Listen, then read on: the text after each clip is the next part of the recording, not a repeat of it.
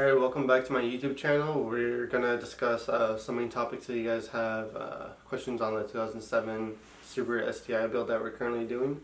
Today we're going to discuss the price, how much time do you really need, as well as some other topics that you may have questions about. So first things first, everyone wants to know how much did it really cost to build this Subaru, and what we did, we kind of went over the top with this build because we wanted to make sure that this motor was going to last, and it was going to last a long time, and it was going to be reliable for what we're going to be doing. No eBay foo-foo shit. Yeah. No. Hashtag Carlos built. So we went with the IAG Stage 2 Tough motor, and that motor is capable of doing 650 brake horsepower, and we're shooting for about 600 wheel. He got his heads built from a shop over in California. They did the pour and polish, they got the heads resurfaced, they got the valve job and brand new buckets, GSC S2 cams, as well as GSC valves, springs, and retainers. So that motor itself is fully built. Would you say it'd be worth it to get all of that? To get the pour and polish? Yeah. In my opinion, yes, because it puts less stress on the actual short block itself. Because when you have a restrictive head, you have to put more timing and put more boost through it to make the power that you need to. So if you have a pour and polish head, you can actually put less boost to make the same amount of power. Okay, to seal the short block and the head, we decided to use ARP head studs as well as JE Pro Seal head gaskets. There's nothing wrong with the OEM gaskets, however, we have more trust in the JE Pro Seal head gaskets just because a lot more professional shops use those gaskets and they actually recommend those gaskets over the OEM, so that's what we did. As for the oil pump, we decided to use an Orbit 11mm oil pump as opposed to the OEM one, because the OEM one is only like a 10 mil, unless you get the JDM one. I believe that one's an 11 mil, but the Orbit was a little bit cheaper and it does the same thing, so that's what we went with. And we also went with a Killer B oil pan. To help us with the boost creep, we went with a Tile 44mm wastegate, and we also went with a Tile blow-off valve. And for the headers, we went with the Killer B headers to match with the Killer B oil pan, pickup tube, and everything else they already had on the car. Those headers, they've been proven, so that's what he went with, and it fit his budget. And we also went with a MAP Performance rotated turbo kit that he got for a pretty good deal on the forums. So that's pretty much going to do it for power mods. Now we just, all that's left over is supporting mods, such as fuel. So for fuel, he went with ID 1300cc injectors for now until the motor's broken in, and then maybe he might upgrade to a little bit more. That way he can have more headroom, because I maxed out mine. If you guys have been following the channel for a while, I maxed out my 1300cc injectors at 607 horsepower.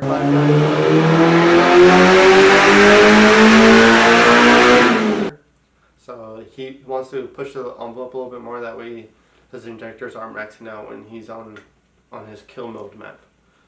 And he went with IAG fuel lines, fuel rails, and he also went with the IAG AOS. So for gauges wise, he went with the AEM gauge, and I guess he bought the pod as well. Not the one that goes on top of the, what would you call it? Not the center console. It's like where the clock goes. Yeah, where the clock goes. He got the one that goes on where the cluster is at. Yeah, fuck. I'm forgetting everything. But he bought that, so altogether it comes out pretty pricey. I don't know. The main ones he went with is oil and the air. So I guess, well, you don't really need the boost gauge. He can get it on the fucking... Yeah, I mean, you have that on the access port. Yeah.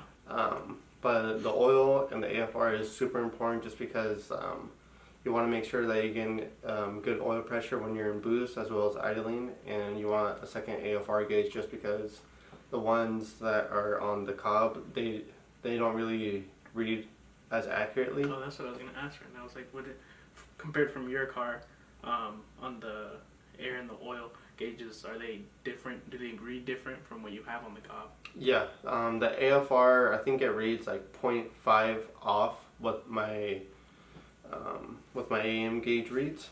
So I mean, it's not that far off, but it's still really essential to see. I mean, sometimes they're pretty accurate, but maybe when I'm on and off boost, like it'll just be like just slightly off, but it's always essential to have an AFR gauge in a turbo car. And also when you're putting together this motor, you're also going to need some miscellaneous gaskets, such as like TGVs, the manifold, like the rear main seal and stuff like that. And so just be aware of that, because I mean you can buy the OEM gasket kit, however that's just going to come with the OEM head gaskets as well, and we didn't choose to do that, so we bought the gaskets separately. Did you buy like a specific brand or just? We just bought all Subaru seals and gaskets. Okay. So as for like financially, you need to be stable, and I'm gonna let Tonio take over this because he has a little story that he wants to talk to you guys about.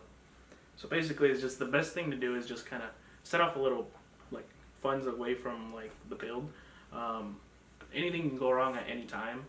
For example, my dumbass didn't have any funds at all set up to the side for my bug-eye build that I had. Well, I wouldn't really say it as a build. It was basically all stock, just looks.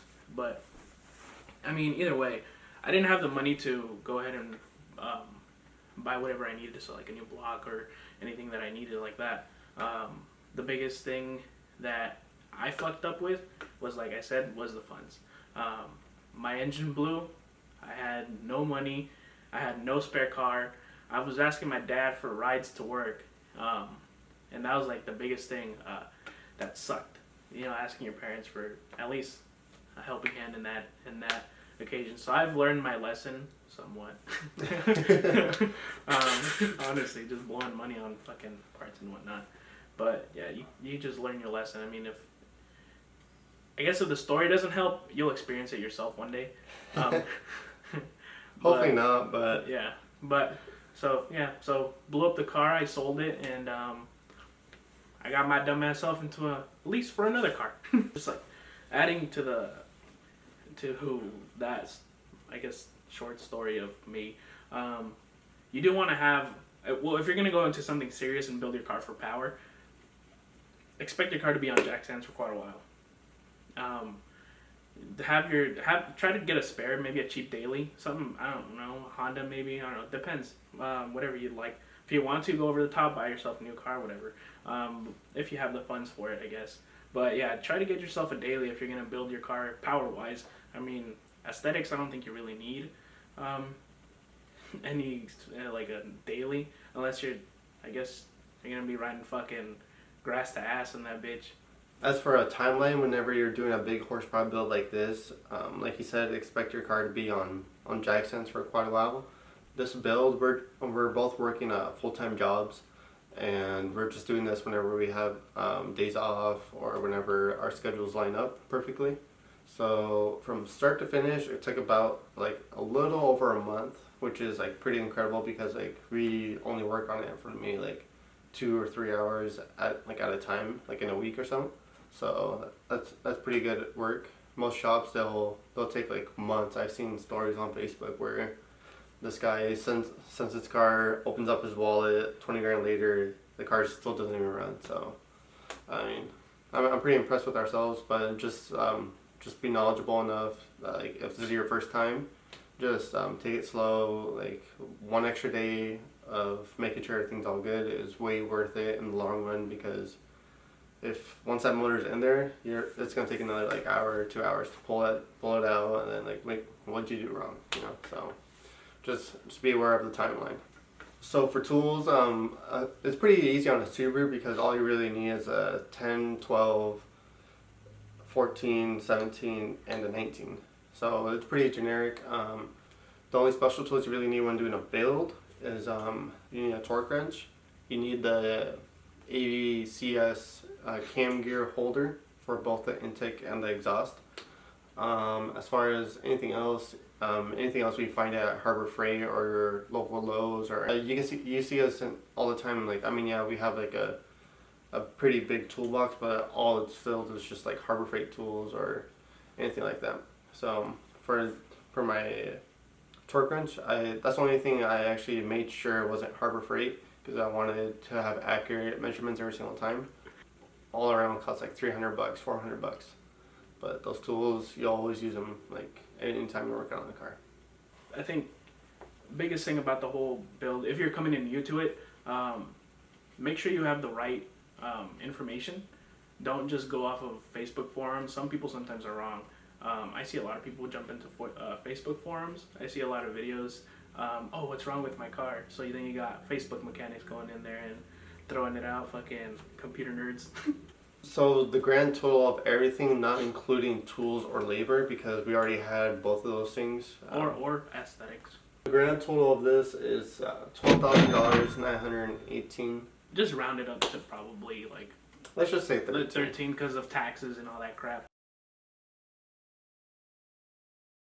So David forgot to do an outro for this video, so here it goes. So thank you guys for watching for today's video. If you guys learned anything, or if for answering any of your questions, leave a comment down below. Also, don't forget to like this video and subscribe for what's to come. Peace. The best. You got any last words for the fans? Please subscribe. Don't forget, subscribe, man. You better not forget.